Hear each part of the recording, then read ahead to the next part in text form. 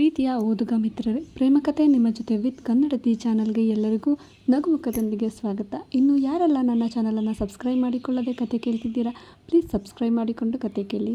ಕತೆ ಇಷ್ಟ ಆದರೆ ಒಂದು ಲೈಕ್ ಕೊಡಿ. ಮತ್ತು ಈ ಕಥೆಯ ಹಳೆಯ ಸಂಚಿಕೆಗಳನ್ನು ಕೇಳಿಲ್ಲ, ಓದಿಲ್ಲ ಅಂದರೆ ಪ್ಲೀಸ್ ನನ್ನ ಚಾನಲನ್ನು ಒಮ್ಮೆ ಚೆಕ್ಔಟ್ ಮಾಡಿ.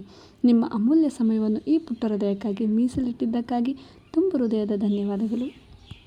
ರಾಘವ್ ಟೀನಾ ಜೊತೆ ವಾರಗಟ್ಟಲೆ ಟ್ರಿಪ್ ಹೋಗುವುದಾಗಿ ಅನುಷ್ಕಾಗೆ ಹೊಟ್ಟೆ ಉರಿಸಲು ಹೇಳಿದ್ದನು. ಅದನ್ನು ನಿಜ ಎಂದು ನಂಬಿ ಮುಖ ಊದಿಸಿಕೊಂಡು ಅವನೊಟ್ಟಿಗೆ ಬರುವುದಿಲ್ಲ ಎಂದು ಕೈಯನ್ನು ಮಡಚಿಕೊಂಡು ನಿಂತಿದ್ದಳು.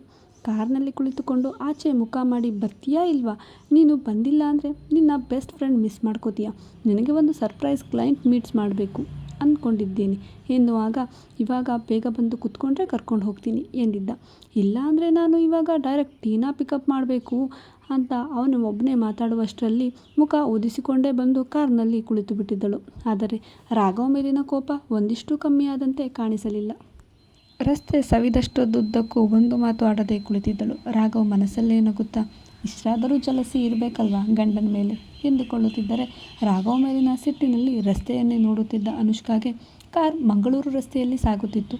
ಇದೇನು, ಎಲ್ಲಿಗೆ ಹೋಗ್ತಿದ್ದಾರೆ ಎನ್ನುವಂತೆ ಒಳಗೊಳಗೆ ಯೋಚಿಸುತ್ತಾ ಕುಳಿತಳು. ಆದರೆ ಕೇಳುವ ಮನಸ್ಸಿರಲಿಲ್ಲ. ಸುಮ್ಮನೆ ಸೀಟ್ ಹೊರಗೆ ಕಣ್ಣು ಮುಚ್ಚಿ ಕುಳಿತುಕೊಂಡಿದ್ದಳು.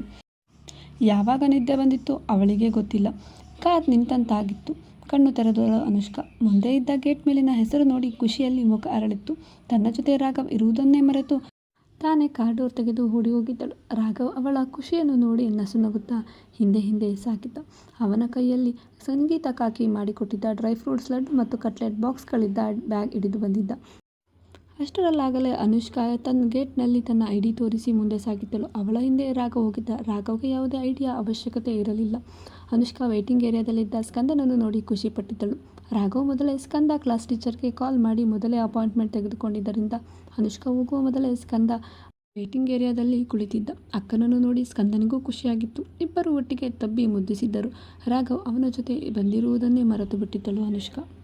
ಅಕ್ಕನನ್ನು ತಬ್ಬಿ ಹಿಡಿದಿದ್ದ ಸ್ಕಂದ ಅಕ್ಕನ ಹಿಂದೆ ಬರುತ್ತಿದ್ದ ರಾಘವನನ್ನು ನೋಡಿ ಅಕ್ಕ ಎಂದಿದ್ದ. ರಾಘವ್ ಮುಂದೆ ಬಂದು ತನ್ನ ಕೈಲಿದ್ದ ಬ್ಯಾಗ್ ನೀಡಿ, ನಿಮ್ಮ ಭಾವ ಎಂದಿದ್ದರು.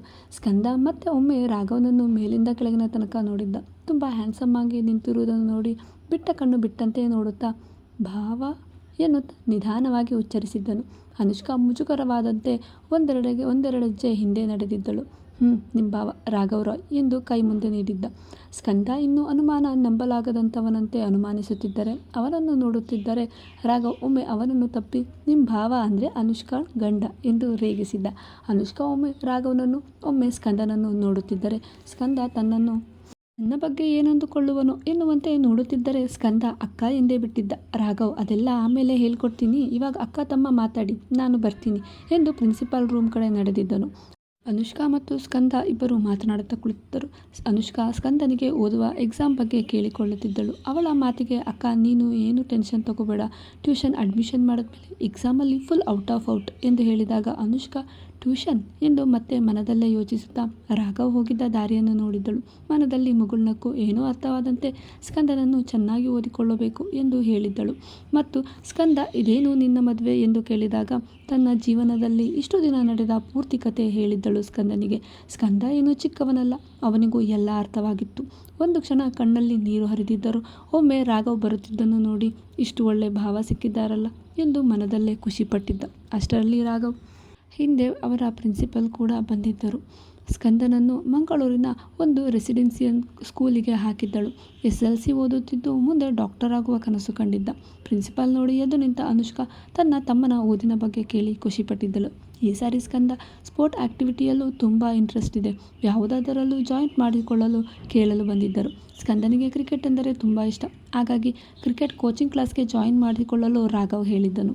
ಆದರೆ ಅನುಷ್ಕಾ ಇಲ್ಲ ಬೇಡ, ಅವನು ಚೆನ್ನಾಗಿ ಓದಬೇಕು, ಇವಾಗ SLC ಎಕ್ಸಾಮ್ ಮುಗಿದ ಮೇಲೆ ಬೇಕಾದರೆ ಹಾಕೋಣ ಅಲ್ವಾ ಎನ್ನಲು ಅನುಷ್ಕಾ ಮುಖ ನೋಡಿದ ರಾಘವ್, ಓದಬೇಕು, ಆದರೆ ಅದಕ್ಕೂ ಮಿಗಿಲಾಗಿ ಅವನಿಗೂ ಯಾವುದು ಇಷ್ಟವಿದೆ ಆಕ್ಟಿವಿಟಿಯಲ್ಲೂ ಬೆಳೆಯಲು ಬಿಡಬೇಕು. ಬರೀ ಓದುತ್ತಾ ಕುಳಿತರೆ ಮೈಂಡ್ ಬ್ಲಾಕ್ ಆಗಲ್ವಾ ಎಂದು ತಿಳಿಸಿದ್ದ. ಅನುಷ್ಕಾ ಮತ್ತೇನು ಮಾತನಾಡಲು ಸಾಧ್ಯವಾಗಲಿಲ್ಲ. ರಾಘವ್ ಮಾತನ್ನು ಒಪ್ಪಲೂ ಆಗಲಿಲ್ಲ. ಆದರೂ ನಿನ್ನಿಷ್ಟ ಎನ್ನುವಂತೆ ಕಣ್ಣು ಮಿಟುಕಿಸಿದಳು. ಇಬ್ಬರು ಸ್ಕಂದನನ್ನು ನೋಡಿ ಬೆಂಗಳೂರಿನ ಕಡೆ ಹೊರಟಿದ್ದರು. ಅನುಷ್ಕಾ ರಾಘವ್ ಕಾರ್ ಡ್ರೈವ್ ಮಾಡುವಾಗ ಅವನನ್ನೇ ನೋಡುತ್ತಿದ್ದಳು. ರಾಘವ್ ಅವಳ ಕಡೆ ನೋಡದೆ, ಏನಾಯ್ತು, ಯಾಕೆ ನನ್ನೇ ತಿಂದಾಕೋ ಥರ ನೋಡ್ತಾ ಇದ್ದೀಯಾ ಎನ್ನಲು ಥ್ಯಾಂಕ್ಸ್ ಎಂದಿದ್ದಳು. ಥ್ಯಾಂಕ್ಸಾ ಯಾಕೆ ಎಂದು ಅನುಷ್ಕಾ ಮುಖ ನೋಡಿದ್ದ. ಸ್ಕಂದನ ಬಗ್ಗೆ ಅಷ್ಟೊಂದು ಕೇರ್ ಮಾಡ್ತಿರೋದಕ್ಕೆ ಎನ್ನುವಾಗ ಅವಳನ್ನೇ ತೀಕ್ಷ್ಣವಾಗಿ ನೋಡಿ ನಗುತ್ತಾ, ಅಯ್ಯೋ ನೀನು ನನ್ನ ಫ್ಯಾಮಿಲಿ ಅಂದರೆ ಸ್ಕಂದ ನನ್ನ ಫ್ಯಾಮಿಲಿ ತಾನೇ ಎನ್ನುವುದನು. ಅವಳು ಒಮ್ಮೆ ಶಾಂತಿಯ ನಗು ಬೀರಿದ್ದಳು. ಆದರೂ ಮನಸ್ಸಲ್ಲಿ ಒಮ್ಮೆ ನನ್ನಪ್ಪ ಒಬ್ಬರು ಸರಿ ಇದ್ದಿದ್ರೆ, ಇವಾಗ ಅಮ್ಮ ಇದ್ದಿದ್ರೆ ಎಂದು ಮನಸ್ಸಲ್ಲೇ ಚಿಂತಿಸಿದ್ದಳು. ಮತ್ತೆ ಏನೋ ನೆನಪಿಸಿಕೊಂಡವಳಂತೆ, ಮತ್ತೆ ಟೀನಾ ಜೊತೆ ಟ್ರಿಪ್ ಹೋಗಬೇಕು ಅಂದಿದ್ದು ಎಂದಿದ್ದಳು. ಮನಸ್ಸು ಇಲ್ಲ ಅನ್ನುವಂತಿತ್ತು. ಕುತೂಹಲದಿಂದಲೇ ರಾಘವನನ್ನು ನೋಡುತ್ತಿದ್ದರೆ ಅವನು ಒಂದೆರಡು ನಿಮಿಷ ಕಾಡಿಸಿ ಮತ್ತೆ ಇನ್ನೂ ಅದೇ ಮಾತು ನಂಬಿದ್ದೀಯಾ, ಟೀನಾ ಜೊತೆ ಬೆಳಿಗ್ಗೆ ಆಕರ್ಷ್ ಹೋಗಿದ್ದಾನೆ ಎನ್ನಲು ತನ್ನೆಲ್ಲ ಸಿಟ್ಟು ಕಡಿಮೆಯಾಗಿ ನೆಮ್ಮದಿಯಾಗಿ ಖುಷಿಯಲ್ಲಿ ರಾಘವ್ ಭುಜದ ಮೇಲೆ ತಲೆಯೂರಿ ಮಲಗಿದ್ದರೆ ರಾಘವ್ ಒಂದು ಕೈಯಲ್ಲಿ ಸ್ಟೇರಿಂಗ್ ಹಿಡಿದು ಮತ್ತೊಂದು ಕೈಯಲ್ಲಿ ಅನುಷ್ಕಾ ತಲೆಗೂದಲ ಮೇಲೆ ಕೈಯಾಡಿಸುತ್ತಾ ಗಾಡಿ ಡ್ರೈವ್ ಮಾಡುತ್ತಿದ್ದನು. ಮತ್ತೆ ಕಾರ್ ಬೆಂಗಳೂರು ಕಡೆ ಸಾಗಿತ್ತು. ತಮ್ಮನನ್ನು ಇಷ್ಟು ಪ್ರೀತಿಸುವ ರಾಘವನನ್ನು ನೋಡಿ ಮನದಲ್ಲೇ ಖುಷಿಯಾಗಿತ್ತು.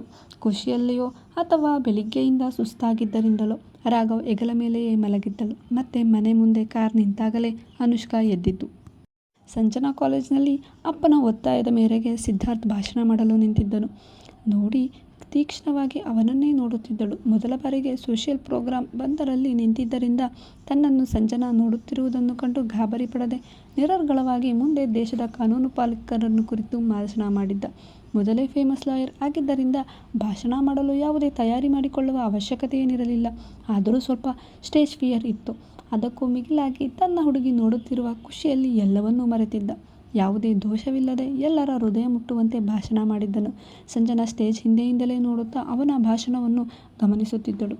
ಪರವಾಗಿಲ್ಲ ಕಣೋ, ಜಗನ್ನಾಥ್ ಸರ್ ಜೊತೆ ಇದ್ದು ಕಾನೂನನ್ನೆಲ್ಲ ಅರ್ದು ಕುಡಿದು ಬಿಟ್ಟಿದ್ದಾರೆ ಅನ್ನಿಸಿತ್ತು. ಸಿದ್ಧಾರ್ಥ್ ನೀಳಕಾಯವನ್ನು ಹೊಂದಿರುವ ಹ್ಯಾಂಡ್ಸಮ್ ಹುಡುಗ. ಅಷ್ಟು ಚಂದದ ಹುಡುಗ ಭಾಷಣ ಮಾಡುವಾಗ ಇಡೀ ಕಾಲೇಜಿನ ಹುಡುಗಿಯರೆಲ್ಲ ಚುಪ್ಚಾಪಾಗಿ ಭಾಷಣಕ್ಕಿಂತ ಹೆಚ್ಚು ಅವರನ್ನೇ ನೋಡುತ್ತಿದ್ದರು. ಅವರ ಒಂದೊಂದು ಮಾತಿಗೂ ಶಿಳ್ಳೆಗಳು ಹುಡುಗರಿಗಿಂತ ಹುಡುಗಿಯರಿಂದಲೇ ಹೆಚ್ಚಾಗಿ ಬರುತ್ತಿದ್ದವು. ಸಿದ್ಧಾರ್ಥ್ ಭಾಷಣ ಮುಗಿದ ಮೇಲೆ ಎಲ್ಲರೂ ಜೋರಾಗಿ ಚಪ್ಪಾಳೆ ತಟ್ಟಿದ್ದರು. ಸಿದ್ಧಾರ್ಥ್ ಕಣ್ಣು ಮಾತ್ರ ಸಂಜನಾ ರಿಯಾಕ್ಷನ್ ನೋಡುತ್ತಿತ್ತು. ಸಂಜನಾ ಎಷ್ಟು ಬೇಗ ಎಲ್ಲರಿಗೂ ಸಿದ್ಧಾರ್ಥ್ ನನ್ನ ಫ್ರೆಂಡ್ ಎಂದು ಹೇಳಿಕೊಳ್ಳಲಿ ಎಂದು ಕಾತರ ಮೂಡಿತ್ತು. ಎಲ್ಲ ಕಾರ್ಯಕ್ರಮ ಮುಗಿದಿತ್ತು. ಲಾ ಮುಗಿದಿದ್ದ ಕೊನೆಯ ವರ್ಷದ ವಿದ್ಯಾರ್ಥಿಗಳಿಗೆ ಗ್ರ್ಯಾಜುಯೇಷನ್ ಹ್ಯಾಟ್ ಕೋಟ್ ಹಾಕಿ ಗೌರವಿಸಿದ್ದರು. ಎಲ್ಲರೂ ತಮ್ಮ ಗ್ರ್ಯಾಜುಯೇಷನ್ ಹ್ಯಾಟನ್ನು ಆಕಾಶಕ್ಕೆಸೆದು ಒಂದೊಂದು ಫೋಟೋ ಕ್ಲಿಕ್ಕಿಸಿಕೊಂಡಿದ್ದರು. ಜಗನ್ನಾಥ್ ಎಲ್ಲರಿಗೂ ಆಲ್ ದ ಬೆಸ್ಟ್ ಹೇಳಿ ಕಾರ್ಯಕ್ರಮದಿಂದ ನಿರ್ಗಮಿಸಲು ಸಿದ್ಧಾರ್ಥ್ ಮತ್ತು ಸಂಜನಾ ಕಣ್ಣುಗಳು ಒಮ್ಮೆ ಒಂದು ಕ್ಷಣಕ್ಕೆ ಮಿಲನವಾಗಿದ್ದವು. ಸಿದ್ಧಾರ್ಥ್ ಕಣ್ಣು ಬೇಯಾರಿಸಿ ಹೇಗಿದ್ದೀಯಾ ಎನ್ನುವಂತೆ ಕೇಳಲು ಫೈನ್ ಎನ್ನುವಂತೆ ಕತ್ತಾಡಿಸಿದ್ದಳು. ಸಿದ್ಧಾರ್ಥ್ ನಗುತ್ತಾ ತನ್ನ ತಂದೆ ಹಿಂದೆ ಹೋಗುತ್ತಿದ್ದವನು ಸ್ವಲ್ಪ ಹಿಂದೆ ಸರಿದು ಗುಂಪಿನಲ್ಲಿ ಮೆಲುವಾಗಿಯೇ ಕೈಯಾಡಿಸಿ ಬಾಯ್ ಹೇಳಿದ್ದ. ಸಂಜನಾ ಕೂಡ ಕೈಯಲ್ಲಿ ಬಾಯ್ ಹೇಳಿದ್ದಳು. ಇಬ್ಬರು ಕಣ್ಣಿನಲ್ಲಿ ಮಾತು ಮುಗಿಸಿದ್ದರು.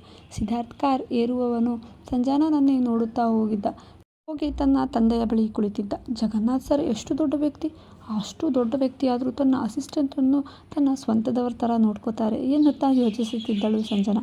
ಆದರೂ ಸಿದ್ಧಾರ್ಥ್ ಸರ್ ಕೂಡ ತುಂಬ ಒಳ್ಳೆಯವರು, ಎಷ್ಟು ಚೆನ್ನಾಗವ್ರೆ ಅಲ್ವಾ, ಲಾಯರ್ ಡ್ರೆಸ್ಗಿಂತ ಫಾರ್ಮಲಲ್ಲೇ ಸೂಪರಾಗಿ ಕಾಣ್ತಾರೆ ಎಂದು ಹೋಗುತ್ತಿದ್ದ ಕಾರ್ ಕಡೆ ನೋಡುತ್ತಾ ನಿಂತಿದ್ದಳು.